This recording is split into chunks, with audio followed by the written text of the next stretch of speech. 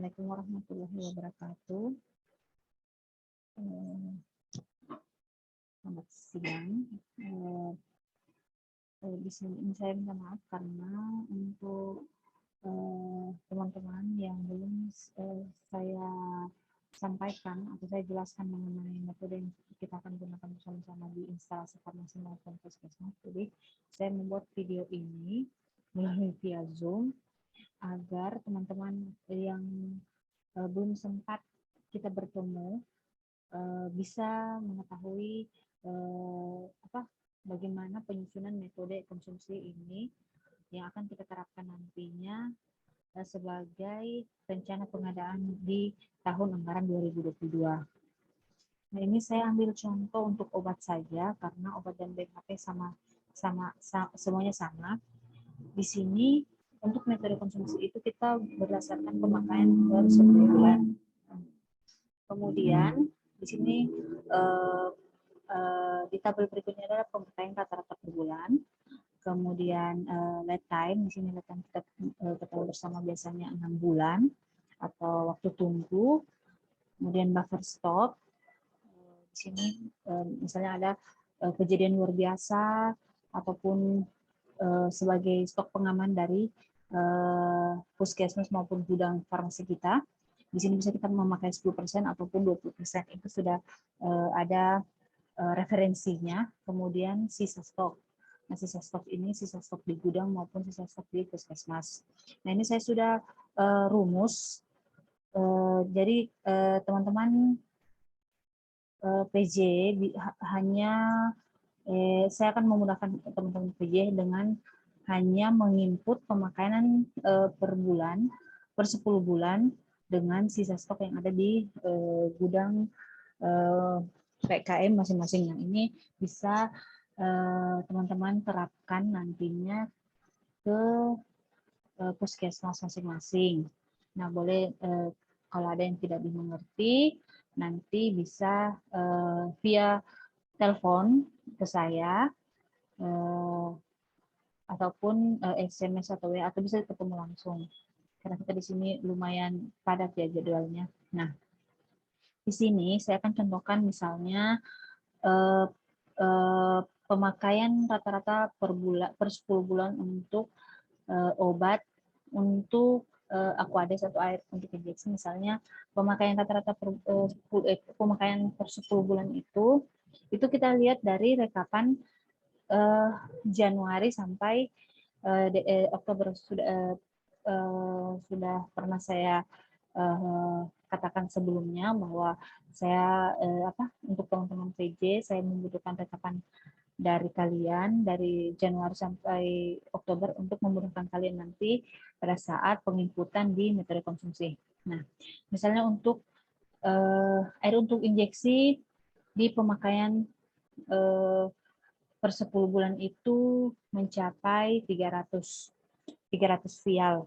Nah, di sini dia akan terotomatis, berarti kebutuhannya yaitu untuk tahun 2022 itu 510, tetapi ini masih pemakaian per 10 bulan, belum dikurangi dengan sisa stok yang ada di gudang. Nah, untuk sisa stok yang ada di gudang, misalnya di gudang Puskesmas Bungku itu masih ada sekitar 60 vial. Oh, berarti rencana kebutuhan obat dari air injeksi ini untuk tahun 2022 yaitu 450. Nah, seperti itu saja untuk metode konsumsi. Nah, untuk metode epidemiologi ini kita melihat berdasarkan 10 besar penyakit di tiap PKM atau puskesmas. Nah, di sini kita lebih menekankan pada sebentar.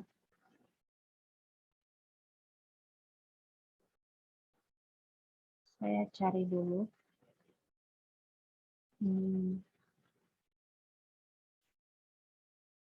Kita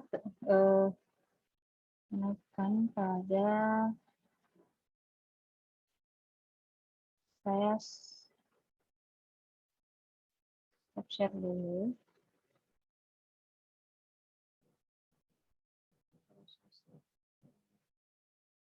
Nah, misalnya di PKM Bungku.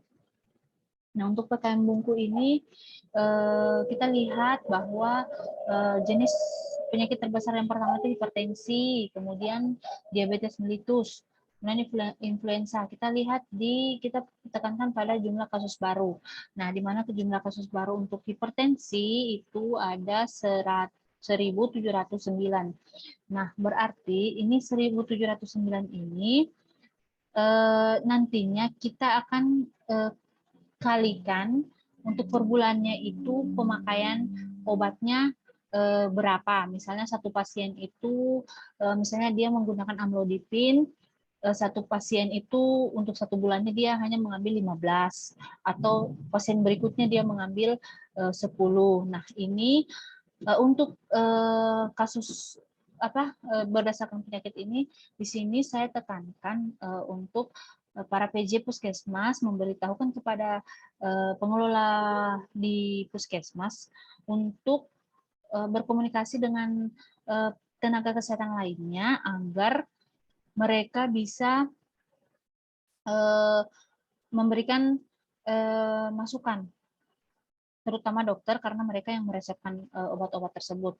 Tetapi dengan melihat formularium nasional tahun 2021 sudah saya kirim semua filenya beberapa hari yang lalu.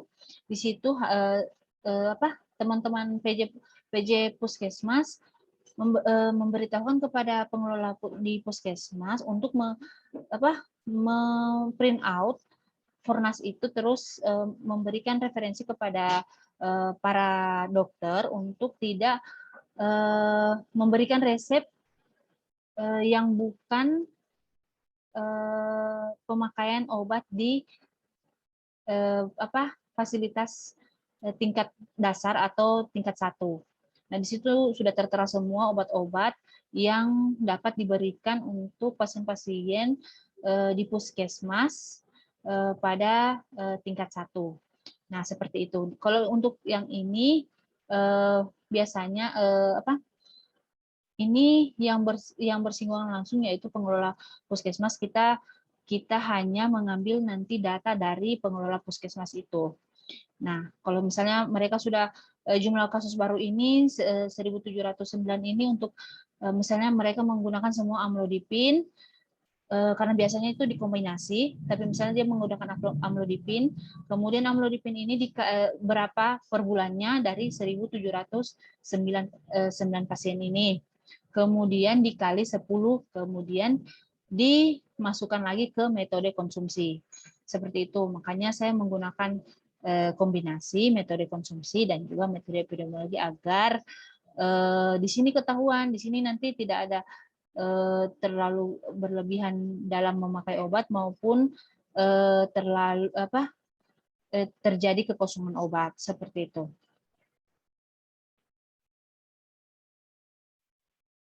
Nah, cukup sekian. Kalau ada yang ingin ditanyakan, bisa hubungi saya, karena kita jarang sekali ketemu, karena kesibukan yang begitu padat di akhir tahun, kita ketahui bersama.